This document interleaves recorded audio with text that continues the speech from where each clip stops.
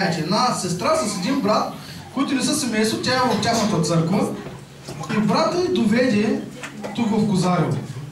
Идва, представя се и казва: брат Иване, търсихме телефона ти, търсихме координати. Не можахме да ги намерим. Но слава Богу, днес успяхме да ви намерим и да дойдем тук, за да се молите за една сестра. Те доведоха сестрата и се молихме за нея. И вярваме, че Господ тази вечер и даде свобода на живота. Амин. Тя изгуби дъщеря си, изгуби и съпругът си, и в момента тя боледува от болест, която тази коварна болест удари дъщеря и мъже. И просто като я видях, като я погледнах и наистина видях, че тази жена има нужда от Христос и има нужда от Неговата изцелителна сила. Значи при нея теология и доктрина няма да върви, а единствено само любовта на Господа. И моето отношение като пастир или като служител, който трябва да я послужи, трябва да бъде правилно. Затова днес просто ви призовавам в името на Господа. Моля ви, обърнете внимание на живота си. Обърнете внимание на взаимоотношенията си. Обърнете внимание на това как вие се отнасяте към хората до вас. Дали вие прославяте Христос?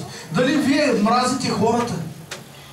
Дали вие допринасяте хората да ви гледат с криви очи? Истината е, че тази жена страдаше, и знаете ли, то поради всичко, човек страда поради своите си дела, които прави в този свят. И тя е ненавиждала или е мразена хора. И това нещо възпроизвежда грях. А Библията казва, че изсушава костите. Непростителността, омразата, съмнението. И затова днеска аз искам да се обърна към вас да ви кажа: тази жена имаше нужда от Христос. Такъв какъвто е. Не да ви го представя какво прави, какво може да прави, а да ви го представя просто като Бог, който обича своите деца. Като Бог, който иска тя да бъде свободна, независимо от това откъде идва и каква е тя. Просто да покажем Христос. Да го покажем такъв какъвто е, с пълната си сила и с пълната си власт. С моето отношение и твоето отношение. И днес аз искам да ти кажа, какво е твоето отношение днескашния ден? Дали като свирят кларнетите, оркестър, козари или мелодия, или както каза тук дякон на нас коментата или някой друг, като свирят, дали тогава се сещаме, че ние сме християни? Дали тогава се сещаме, че ние носим славата на Христос? И допринасяме това, като се качим на масите, на сцените и започваме да допринасяме славата на света? Дали това ние правим? Дали по този начин ние прославяме Господа? Дали по този начин ние можем да допринесем благословение за хората, които не познават и които не гледат след това да дойдат да се молят за тях? Просто питам, какво прави Христос? Какво правим с отговорността, която Бог ти е дал? Трудно е да излезеш от този свят, знам. Трудно е да спреш да слушаш хубавите кичечи, знам. Но още по-трудно ще бъде, ако отидеш в ада. Така че, днескашния ден, ние трябва да знаем, трябва да осъзнаем отговорността си. Какво допринасям аз за Христос и какво хората виждат в мен. Защото единственият Христос, който хората трябва да видят, това си ти. Това си ти. Ти трябва да покажеш Христос на хората. Ти трябва да покажеш Христос на света. И ако ти не го направиш днес, кой ще го направи? Кой? Аз не искам камъните да говорят, аз искам ние да говорим. Не чакайте света да говори за Христос. Ние трябва да сме хората, които пренасяме славата на Него. А ние като чуем кларнетите изкачани по масите. Ние като някой ни обуде с игла, ние го ръгаме с нож. Готови сме да го убием, готови сме да го направим на парчета, готови сме да го направим на дадена само и само да покажем нашето си его. А Христос казва: трябва да умреш за този свят. Трябва да разпънеш пътта. На едната страна е Христос, на гърба на кръста си ти. Ако не разпънеш Христос там, просто искам да ти кажа: спри да правиш всичко! Ако си певец, ако си проповедник, ако си служител, ако си хвалител, просто спри всичко и почни да се покаваш. Започни да търсиш Христос от цялото си сърце. Да отидеш от задната кръста, да разпънеш твоята път и тогава отиди да служиш. Тогава отиди да служиш, тогава отиди покажи на хората Христос.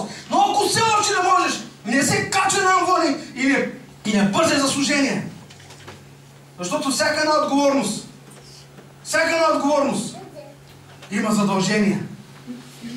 Ако ти не можеш да спазиш тези задължения, няма как да продължиш напред. Твоята отговорност била хулена от света. И твоята сол, която ти си казваш, че си сол, в един момент обесолява, хвърля се вънка и се тъпче от света. Затова днес аз казвам да се покая.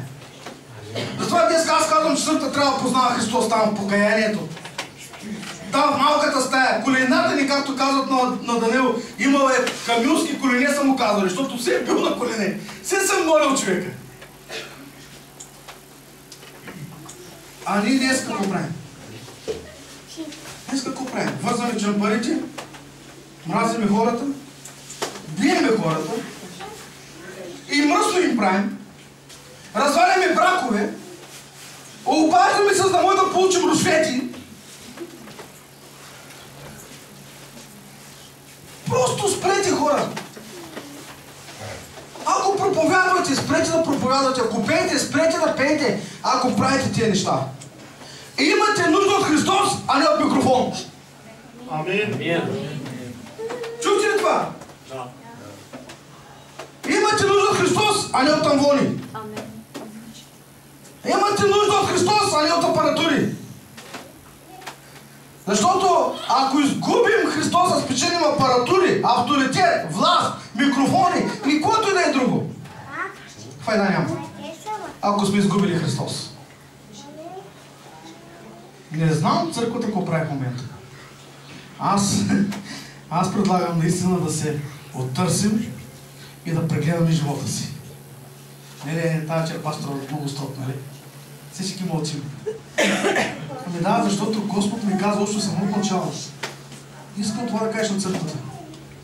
Кой човек или храни майко? Моля те, Петя, отвори Библията на Притчи.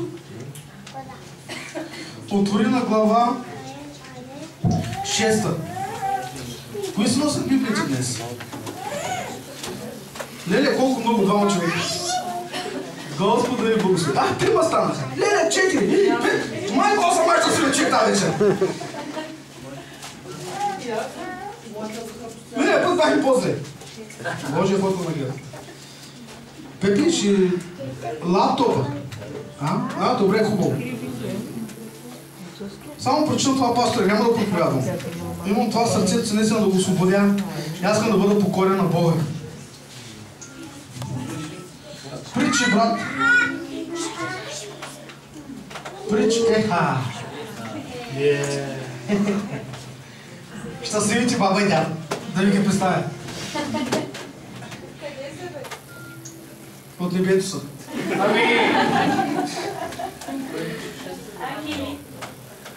Така, Притчи, 6 глава. Моля за Притчи. Ще ви кажа кой си. Нека първо намерим Притчи.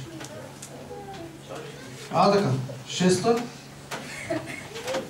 от 12 стихна до... Айде увеличи ги, брата ще ги увеличи сега, за да може всички да ги виждате. Там пише следното. Човек не храни майко. Човек беззаконен. От 12 Библии. Човек не храни майко. Човек беззаконен. Кой е той?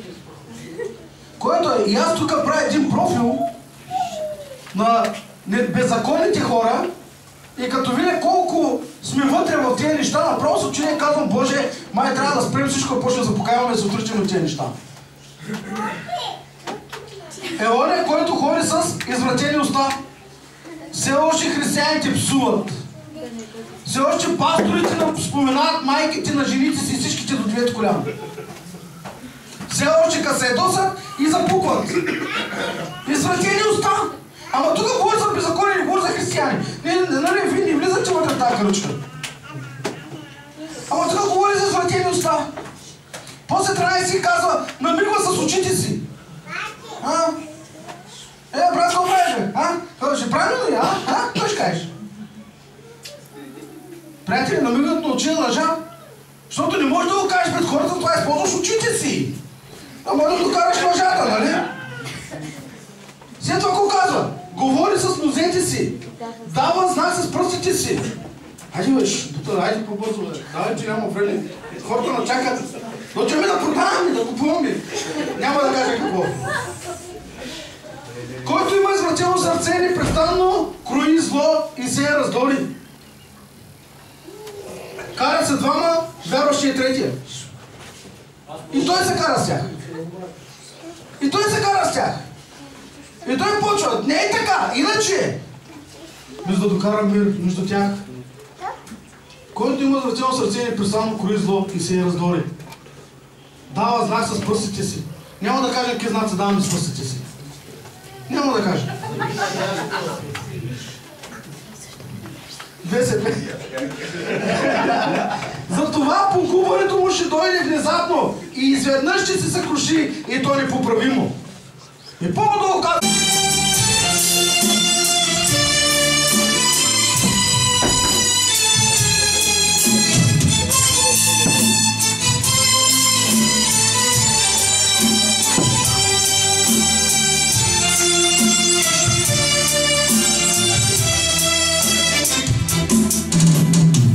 Oh